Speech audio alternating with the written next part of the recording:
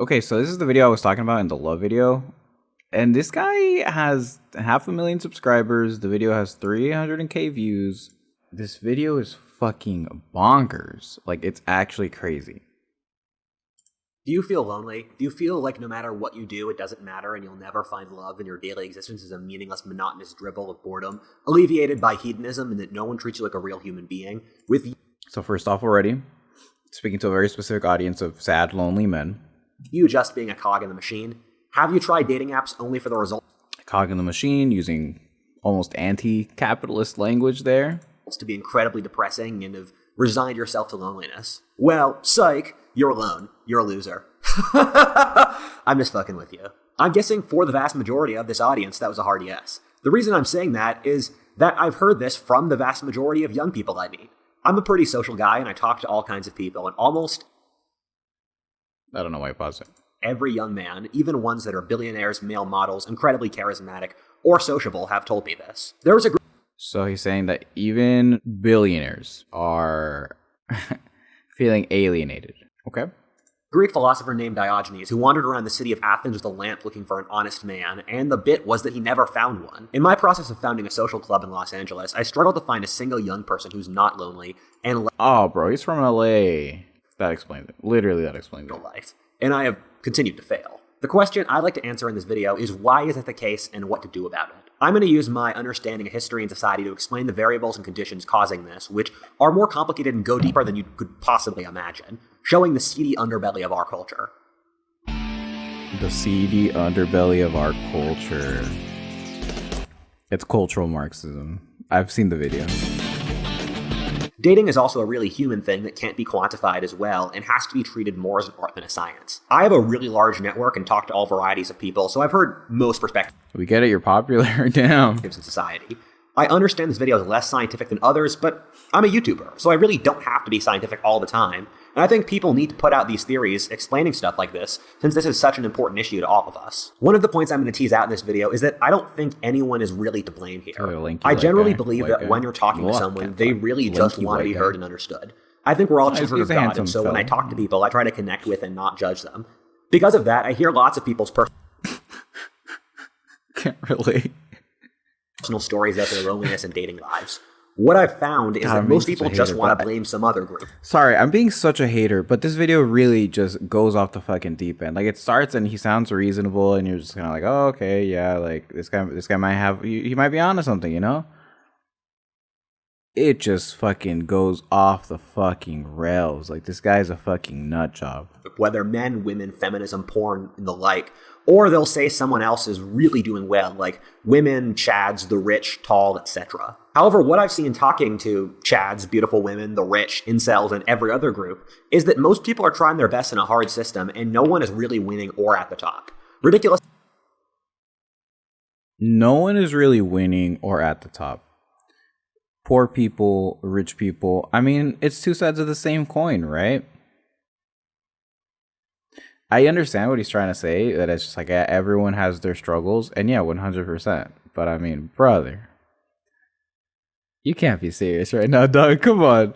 As it sounds, even the so-called chads who have had lots of sex really don't like it and feel depressed in the current system. This kind of reminds me of my videos on social collapses, or why the rise of food's skyrocketing right now. All of which aren't really caused by a single person or thing, but rather complicated confluences of variables that hurt everyone. I think there are three big reasons that make dating very difficult, and by moving through those, I'll explain how they will affect our society's development in the future. These problems all bleed together, forming a coherent net of depression that's massively holding society back. Our problems with dating and marriage relate back to broader problems in our whole modern civilization that merely manifest here. I sincerely believe that if we can't solve these problems over the next 50 or so years, our civilization is doomed to fall back into another dark age. That sounds bombastic, but I'll explain why. And our society might collapse and fall into another dark age if we don't fix dating.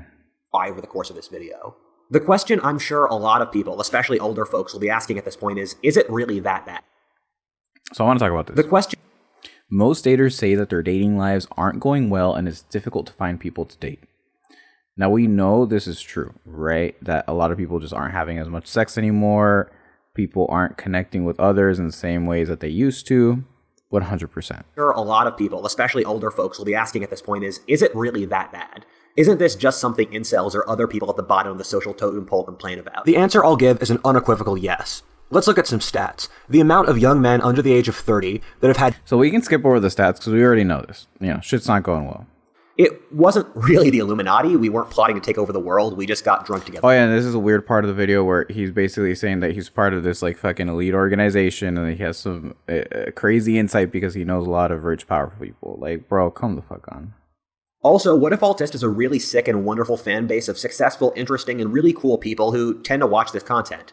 From these two bases, I have a data set of hundreds of incredibly interesting, successful young people. Also, I've been a digital nomad, living in a bunch of countries, and Bro, you're in a bubble, bro. You're in a fucking bubble. Like, Jesus Christ. Like, the entire thing that he's describing, he's just like, I know a lot of young, successful people. Yeah, bro, you're fucking hanging out with fucking socialites, bro. You're a digital nomad. You're hanging out with other digital nomads, bro. That's such like an insular world. I purposely reach out to different kinds of people in different parts of society and the world to get their perspective so I can feel like I have a good idea of what life is like for different people. The reason I bring this up is that under normal circumstances, you would see the more successful young people in society having the most romantic and sexual opportunities. However, if that demographic is screwed, what's happening to everyone else? Just like Diogenes in Athens, the more you see, the more depressed you get. The most successful guys in society often struggle as much in dating as normal people.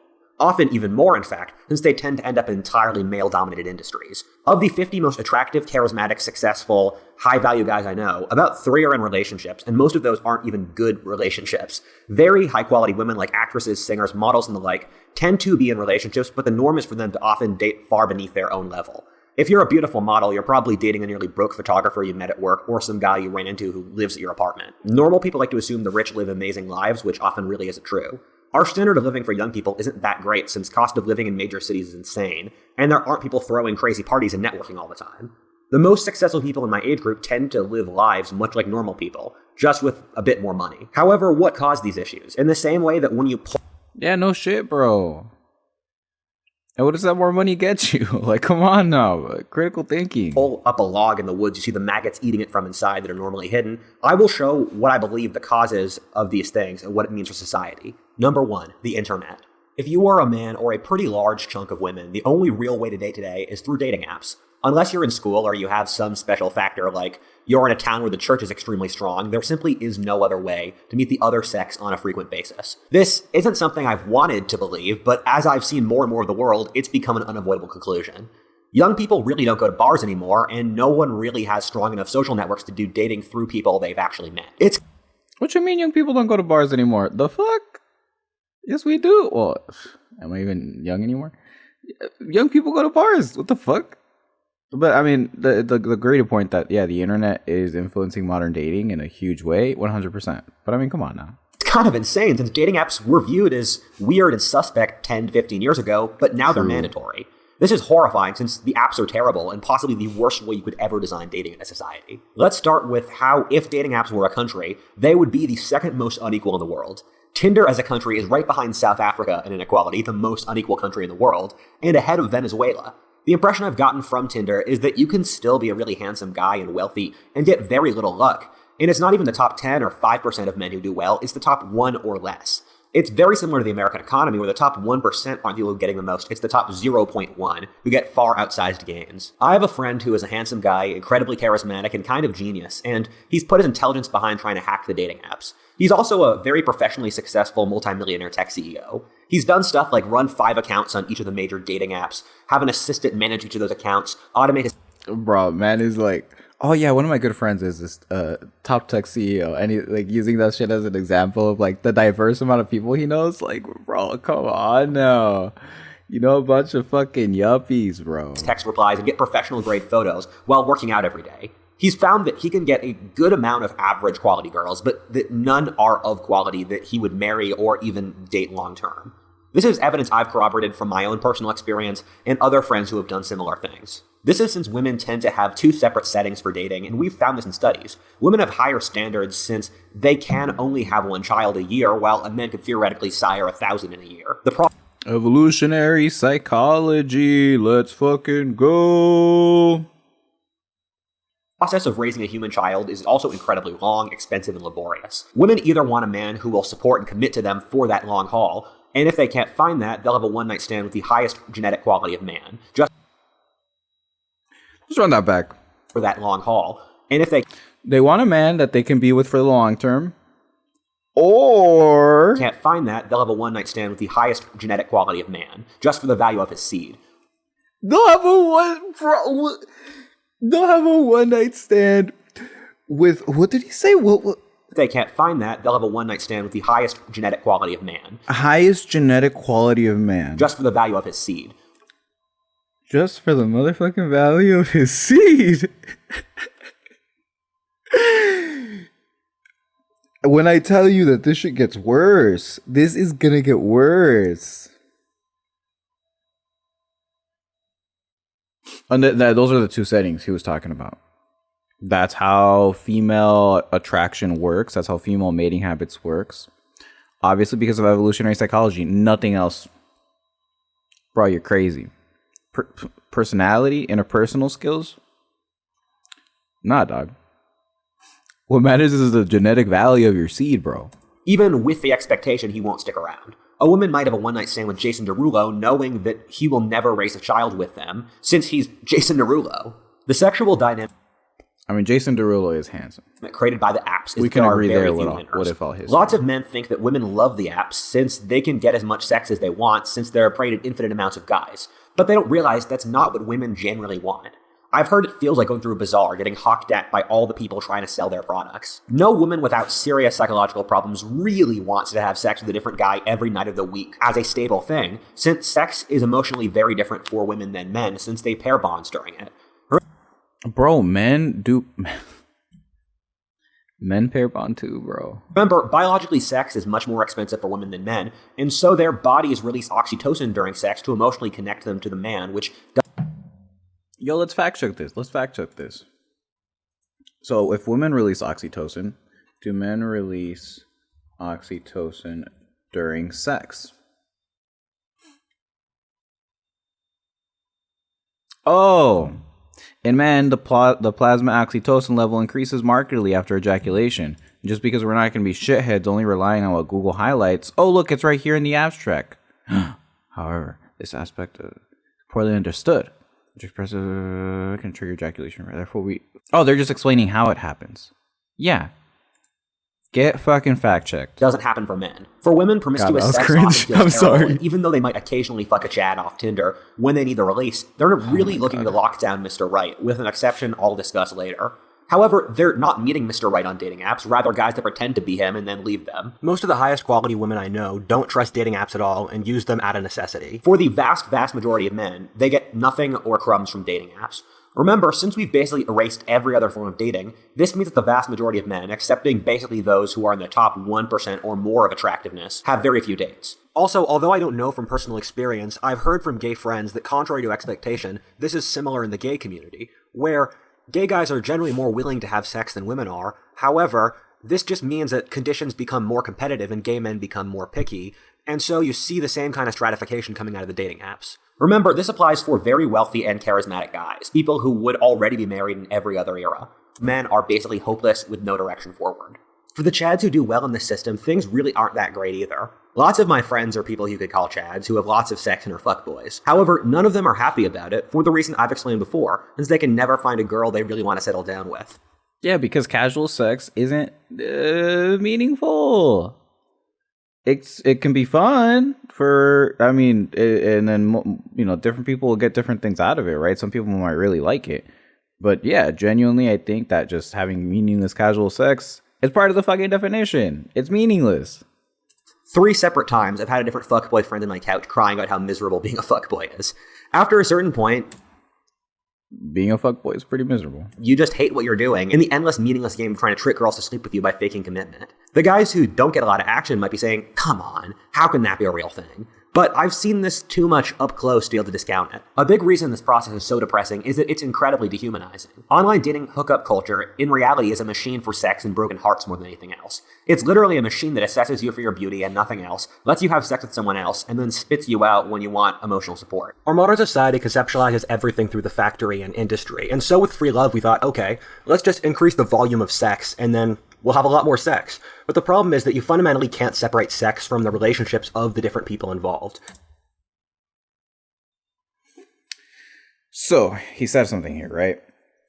Yeah, 100%. That was a flaw of the free love movement. But we have to remember, right, that prior to the 1960s and 1970s, I mean, sexual standards were fucking bonkers. The fact that we can now say, you know, having a bunch of sex with a bunch of people can be fun, but it doesn't bring meaning to you. The fact that that's now a problem we can have after the free love movement means that, yeah, the free love movement, that was a dub. That was a dub. It wasn't perfect. It didn't go far enough. But what he's going to go into is that, oh, no, actually, the free love movement was the cause of all the problems. But absolutely not. And is it any irony that once we push free love in society, that the amount of sex collapsed? And for sex, relationships, and all that. Well, I mean, sex has only collapsed, like, very recent. I mean, the free love movement happened, like, fucking, how long was that? Like, fucking 60 years ago. That stuff to work, you can't just increase the volume, which is what dating apps try to do, but you need to bring together people who share a lot of similarities so that they have a chance of a relationship working. Talking to everyone, one of the lessons I've learned is that we all just really want love, and the system doesn't provide that at all. When I talk about the most successful members in society struggling to date, including very beautiful and wonderful women alongside wealthy men, the biggest reason is just that the acquisition system is broken. If the network people have is Tinder, that becomes the only thing that matters, and the flaws inherent in Tinder ripple across the whole society, while all the other things that would benefit you in the real world in dating suddenly don't carry nearly as much value. No one really likes the dating apps, and people use them out of necessity. But the reason they're so prevalent stems back to other factors in our society related to technology, that being the digital revolution. For young people, our lives are by all accounts spent almost entirely behind screens. Any type of community, even to a growing point school and work, is done through a screen. It often feels like communities have never really rebuilt since the pandemic due to it. So like I said, it starts off normal. I appreciate watching this part now because I didn't really get into any of like the tech and the dating apps part in my video. Because my video was about the same topic, but, you know, different parts of it, right? So it's nice, but just wait. Child. So basically, we just skipped over a bunch of shit saying the effects of social media and the internet making people lonely, which, I mean, I agree with. Rearing to just become the emotion, lust, and fucking. A very large factor with this is porn, which went from being something that was very difficult to get to being completely ubiquitous. It wouldn't surprise me if over 95% of young men watch porn regularly. It's perfectly designed to hack into the male brain and is for...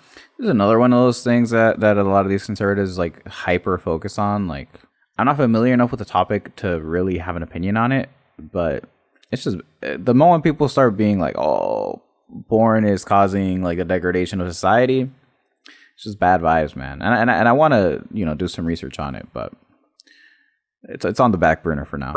I have mixed feelings about porn. On one side, it totally does objectify women, make men view women less as human beings and more as sexual objects. A good take? Hold on. And all that stuff. For lots of young men, especially in the under-socialized side, porn is basically the only frame of reference they have for women. And so they don't have the tools to realize that it's entertainment and that if you try the same stuff on a real girl, it's not going to go so great. Also, I know loads of guys who are addicted to porn, where it's something they actively resent given they need it, and they watch progressively more and more disgusting stuff at higher frequencies, since the only way to quelch the massive dopamine hits is to push further. However, I would say no man gets that stuck into porn when they actually have strong sexual opportunities. In the same way, addiction is normally a side effect of the rest of your life being dysfunctional. I largely don't believe it when people say porn is less than people having sex, given most guys, if given the opportunity, would replace porn for sex in an instant. Which brings me to the other side of porn, and then I'm actually pretty grateful for it, since I think we might have had a revolution without it. Across history, large groups of sexually frustrated young men are a great predictor for wars and national crises, since they feel the need to do something as their entire ancestral line's about to die.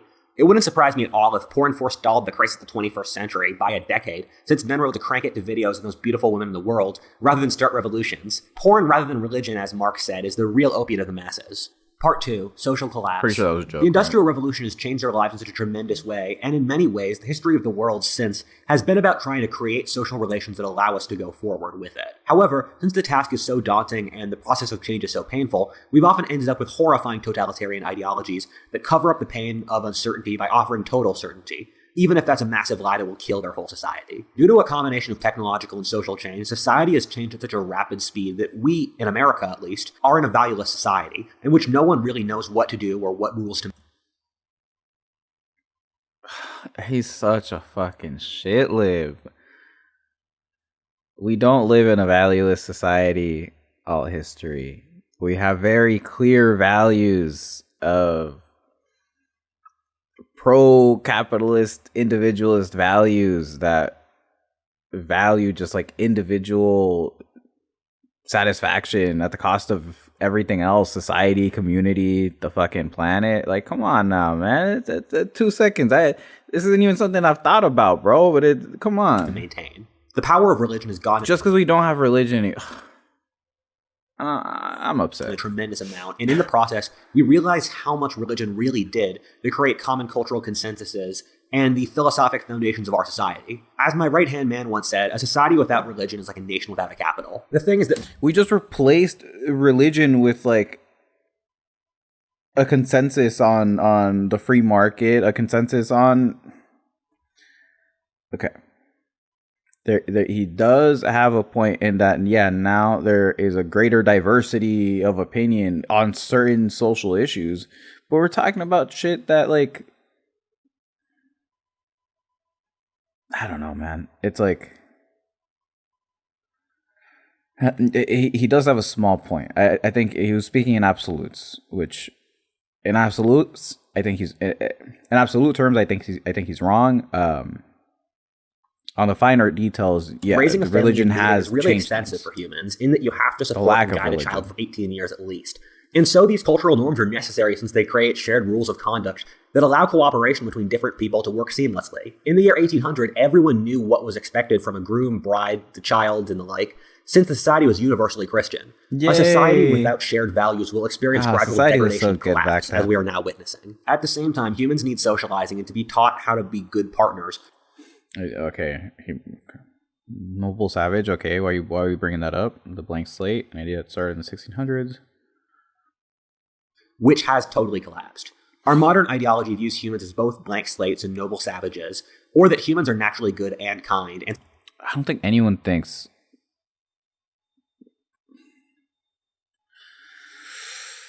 There's a lot to unpack in the noble savage thing. I don't really feel like getting into it. The blank slate, I don't think anyone thinks anybody's a blank slate. I think everyone understands that genetics plays a big part of humanity, but the whole point is that humans are incredibly flexible. That's why we reach the heights that we have of taking over the whole goddamn world. And social culture, society has a major effect on the way... Like, think about the massively different varieties of social organization humans have taken throughout our thousands of years of history, right? We've lived in a million different kinds of societies with different rules, and it's just like, yeah, humans are incredibly flexible. It's not that we're a blank slate, it's that we're flexible, and the things that makes us different is that we learn, right? We adapt. Society makes them bad, something that literally all the evidence does not support, and that humans can be programmed by their societies to believe whatever, which the evidence is directly opposed to. The evidence very clearly points to there being psychological differences between the two sexes, and you can say that men and women are different without saying one is better than the other, and because they both very clearly need each other, you can't say that one sex is blanketly terrible, because without it, we'd all die. I mean, yeah, no shit, we're different, but it's just like, picking one, I think it's kind of a waste of time to be like, oh, what cultural belief that men and women traditionally hold is genetic versus cultural, right? I think that's a gigantic waste of time, because we know regardless of where it comes from, we can influence it. We can influence it as a society. If men are beating their fucking wives and we spend most of our time being like, oh, does it come from like a genetic a drive to beat your mate that men have, or is it a cultural thing from patriarchy? It's a goddamn waste of time, and it's a red herring. This is a red herring, because the whole point is we fucking create societal rules. We do things to prevent it from happening in the first place, to create consequences for it if it does happen, right? That's the idea. And domestic battery. Sorry, just Jonathan Major's been on my mind, man. It's a weird example, but I hope you get my point. I think a good way of looking at the differences between men and women are that men have much higher rates of autism and sociopathy. And that's because the male brain was made for hunting and waging war as a group, and thus is much higher in systematizing. Meanwhile, the female brain was made to raise children and hold the community together, and so women are much higher in empathizing. And thus, women have much higher rates of depression and schizophrenia, which are what happens when you get stuck in your head too much. Coming from this, you can see men's weaknesses being sociopathic or caddish or sleeping with lots of girls. Let's look at that chart. Rates of depression and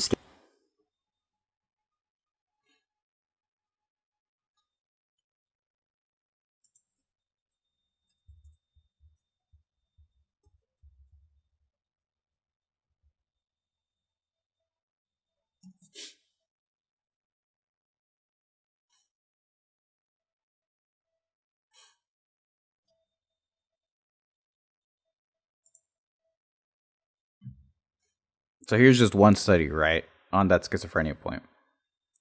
Clinical observations show that men and women are different in prevalence, symptoms, and responses to treatment of several psychiatric disorders, including schizophrenia.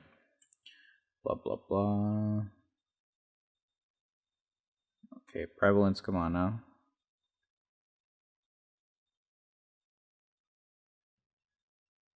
So what he said, this is the graph! This is the fucking graph he used!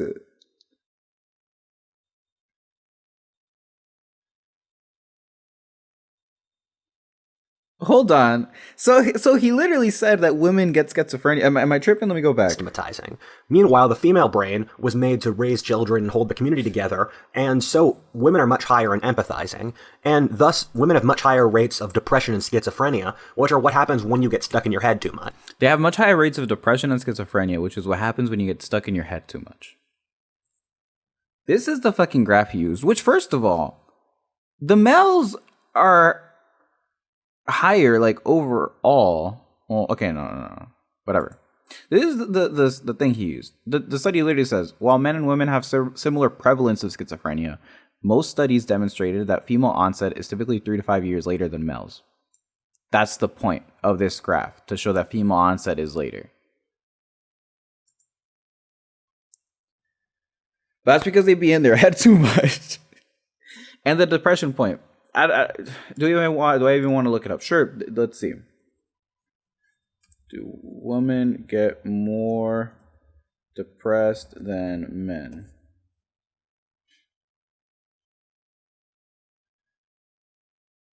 Okay. Cursory glance. Yes, there is a gender gap in depression. Why do we think that is? What could that be? Could it be because women stay in their head too much, dog? Because women... What even is that? Because they stay in their head too much? Because they stay in the head too much? Or is it because maybe as a society we allow women to, feel their feelings more than men, who tend to, bury that shit deep inside? A thought. There could be plenty of other reasons, but I think it's because they stay in their head too much. I really do. Coming from this, you can see men's weaknesses being sociopathic or caddish or sleeping with lots of girls and then breaking their hearts and leaving after manipulating them, or being lazy slobs and not being well put together because they don't have women's natural anchor of having to group, whether corporate, they could have negative, or men. We have society has much more expectations for men because the weight of women having children is so massive. Where, for example, you can ask a young man to die for his country, never ask that of a young woman. If a young man isn't financially successful, he's a loser.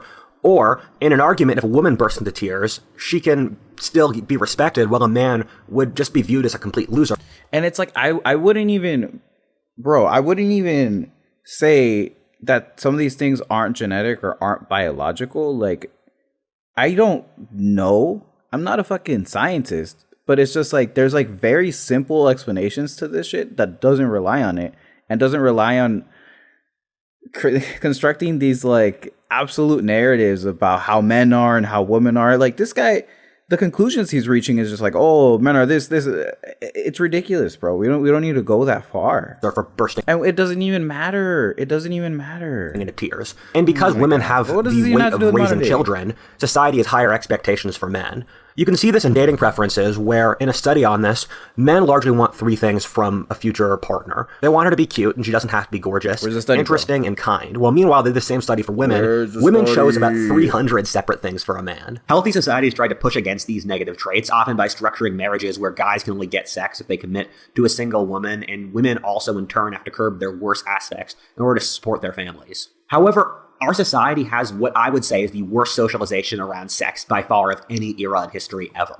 Now you're making sense. This is since our current ruling class structures its power around not having any sexual structures. In many ways, modern society is built off the idea of the fact no, now you're not making sense. I thought he said that because he was referring to like our Christian Puritan views on sex, but no, it's because now we're too liberal with sex. And our current elite are people from college bro. degrees who are managers of large corporations or in the government who, in fact, want to make society more like a factory and turn people into more like interchangeable cogs that can be removed from each other and have no identity. And this is why critical theory, or the post-Marxist Frankfurt School philosophers, are so popular, since by deconstructing gender, ethnicity, every other piece of identity people would have, it gives the managerial elite more power over society. I mean, it gives the managerial elite, yes, because these ideas came from the elite. The elite.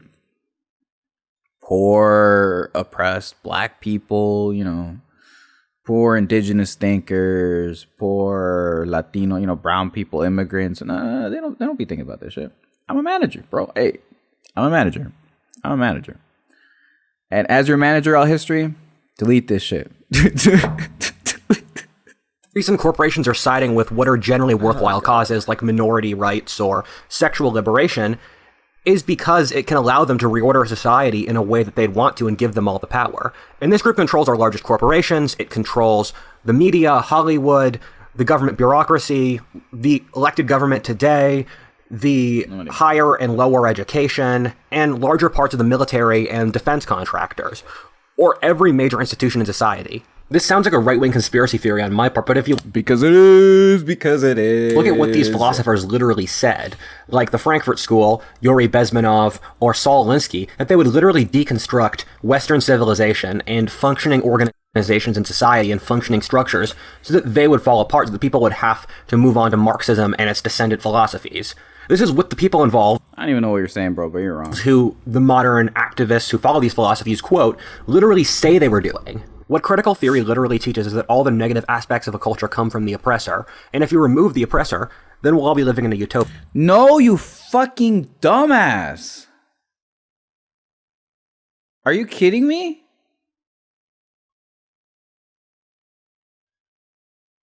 You are the dumbest motherfucker. I don't watch a lot of political content outside of like my bubble. But if this is the fucking drivel, the absolute dog shit that people are putting out, that's getting this amount of views, it comes from the system, bro. It comes from the goddamn systemic forces that self-perpetuate. Yeah. However, if you start with the pretty reasonable assumption that no one is perfect, then we'll all be living. Let's think about that for 2 seconds. All history. Let's think about it. The effects of a culture come from the oppressor, and if you remove the oppressor, and if you remove the oppressor, so you think real people are out there that believe that if we just removed men, society would be better? Like if we just removed white people, society. If we removed 50% of the population, that's how we solve patriarchy, because we removed the oppressor. No. We'll all be living in a utopia. However, if you start with the pretty reasonable assumption that no one is perfect and that we all make mistakes, from this more balanced understanding of human nature, you would come to the conclusion that the oppressed and the oppressors, as normal people, would both have done good and bad things. However, modern third-wave feminism believes that every single problem with women's existence is due to male oppression, and if you criticize a woman for anything, then you're sexist. An example of this idea is slut-shaming. In real evolutionary terms, slut-shaming is largely an activity by women.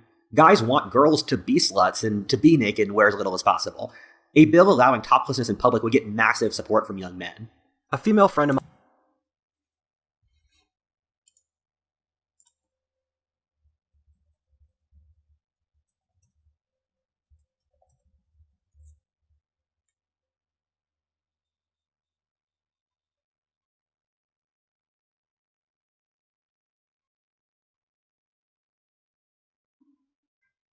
There's no polls or anything for stuff like free the nipple, but I guarantee you more women support that than men. Mine once asked me, why is sleeping with lots of different guys liberating me from the patriarchy? Because I'm just doing what guys want me to do. And the answer is you only view it as liberating if you view the entire previous culture as oppressive, and thus by breaking the previous culture's sexual norms, you're doing something good in of itself. However, feminism blames men for slut-shaming, while in reality, it's a natural outgrowth of women's biological strategies. Since the value of female sex is higher, women ought to work as a union to keep the value of sex high to get as much out of men as possible. This is what I brought up in the video, that sexual economists think that there's a price to sex. Fair for society because it also forces men to do as much as possible. Thus, sluts are like workers who agree to work for half the wages the union wants, thus defeating the striking workers and forcing all women to put out more sexually in order to have a relationship and get male attention. Some of the other examples are kind of hilarious. Hey, bro, here's a crazy thought though. What if people just like sex? They just want to have sex. They just want to have sex with people they find attractive. Revolutionary thought, right? Revolutionary thought. But maybe that's it.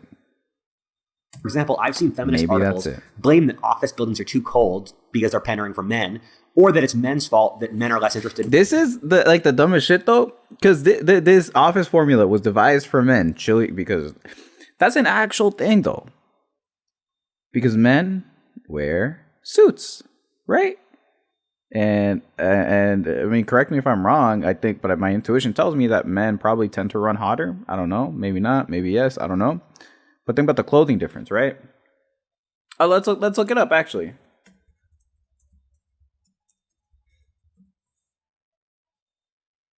Men typically have more, although men and women maintain an internal body temperature of 98.6 degrees, men typically have more muscle mass and generate more heat by using more calories to fuel those extra muscles. Okay, and why do women typically feel colder than men? So men just typically run hotter. Management tends to be men. Who tends to control the ACs? People in power. Hence this, just very simple logic. But for some reason, I always see this get trotted out as feminism is so stupid. It's like AC is sexist. It's just it's literally incredibly simple logic. If you thought about it for 2 seconds, you would understand. That office buildings are too cold because they're pandering for men, or that it's men's fault that men are less interested in astrology than women. When you see stuff like this, you're looking at what amounts to unfair resentment and hatred. And I'll admit, yeah, that's a literally meaningless issue. It's like, I would say, yeah, it literally doesn't matter. Stop whining. Who cares? But also, it's become this fucking right wing rallying point that I now have to fucking defend it. Come on, men, rather than any actual attempt to broaden the collective society. And that's something that young men can understand and realize that they're stuck in. There are e-girls on social media that'll post stuff like just masturbated and then get tens of thousands of likes. And the thing I'll think to myself is, fucking go. If literally anyone except an attractive girl posted that, it would be the end of their career and social life. I consider myself a decently handsome guy, and if I did that, it would probably totally end my career. This is the face that's pissing me off today, bro. As well as alienating myself from a good amount of my friends as a pervert or creep. However, since a girl does it, it's sex positive, which means good for some reason. Critical theory gets its power from dismantling the previous structures of society. It views this as a moral good in of itself and doesn't put any thought in, wait, maybe since this social structure exists in every society since the dawn of time, it might be necessary. No, you fucking... It hasn't. It literally has not, especially not since the dawn of time. Read a fucking book. Thus, to encourage women to have sex all the time is good simply since it breaks against convention, because convention must be oppressive. However, people need said social structures in order to make the inherently expensive and nerve-wracking process of mating and having children to work, and people need to be able to predict and trust each other's actions. I mean, also, where did the idea that men and women should be equal in every single regard come from? Men and women are pretty different biologically, their different sexual purposes being the most evident form of it, but they also have different neurological structures, different personality averages, and since there's diversity in all things in the world, between ethnic groups, between lingual groups, why would you expect men and women to get the exact same outcomes? And why would that only be a function of oppression? In some ways, this makes sense given the pill was invented only 60 years ago. The pill released us from hundreds of millions of years of sex being inextricably linked to babies. From that perspective, it makes sense that the pressure cooker that came out of it would say sex in all circumstances was good, especially for women, who bear by far the heaviest weight from sex. There's a fascinating book called The Moral Animal by Robert Wright, which goes through how humans evolved to have the dating and sexual customs we do, and how so many of our behaviors are driven by evolutionary psychology. One of the most fascinating points it makes is that you need to view the different sexes and even different social groups That book is garbage. Read Moral Origins by Christopher Boehm. Within the sexes as competing to push their own self-interest in Darwinism. The social customs and genetic wiring we have is the result of compromises that subconsciously get made between men and women over evolutionary history on what both sides are willing to agree to in order to have kids when at this point, you get the social the point of customs the and video, genetic right? wiring we have is the subconscious result of millions of years of Darwinistic self-selection on what both of the sexes are willing to generally true. A big reason for this is that our society demonizes masculinity, and so the ideas and stuff that men would use to make themselves more admirable and attractive to women are either frowned upon or just don't exist in society. Men use the idea of pride or meaning as a way to offset the difficulties of life, are either frowned upon. Masculinity is not frowned upon in our society. Who are the most handsome, like, men in movies in Hollywood? You think of, like, Idris Elba, like, Chris Evans, or Jason Momoa, right? These absolute masculine fucking specimens. Oh, but because, what, Harry Styles wore a dress, like, oh, now we demonize masculinity. No. We demonize incredibly specific and toxic behaviors. That if you think those behaviors, like, are they here? Like, yeah, like, arrogance, selfishness, insensitivity, lack of empathy. If you think that is masculinity, then you have a problem. You specifically. On or just don't exist in society. Men use the idea of pride or meaning as a way to offset the difficulties of life, but modern society really provides neither. Young men are incredibly lost and depressed today, with no one— Oh, we can't be prideful, egotistical assholes anymore. Fuck! Oppression!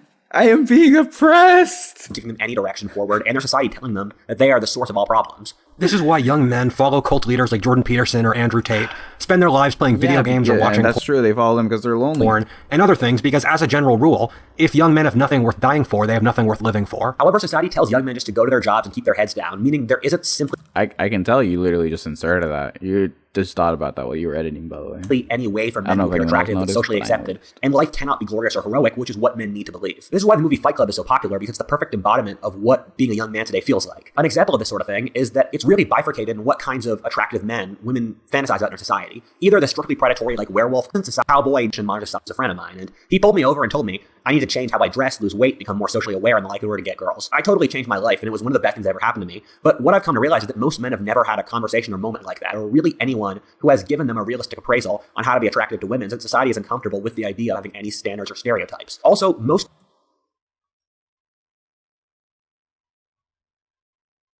young men don't really have squads of bros who will tell them what are the good things to do. Or I mean, yeah, 100%. The atomization of society and the increasing loneliness is a problem. It's creating more lonely, socially awkward young men. That is a problem. But it's not for any of the stupid reasons he mentions. I know a lot of girls who will say, holy shit, you can't do that. A very large amount of men really don't know how to flirt with women, dress well, and all that stuff. Without this socializing, you get a large class of genuinely creepy and weird young men. All of my attractive female friends have told me that they've had really strange and creepy experiences of guys doing bizarre and horrifying stuff, since society has no boundaries. One of the major themes here is that you can't expect people to really be sane anymore, where for both men and women, Damn, bro, it often no seems audio like quality. just extremely sociopathic or deranged or bizarre things have become much more normal as socialization is broken down. Although this is certainly— men realize theism will. It might feel burned and like junk. Fundamentally, the girl's responsibility for having slept with you.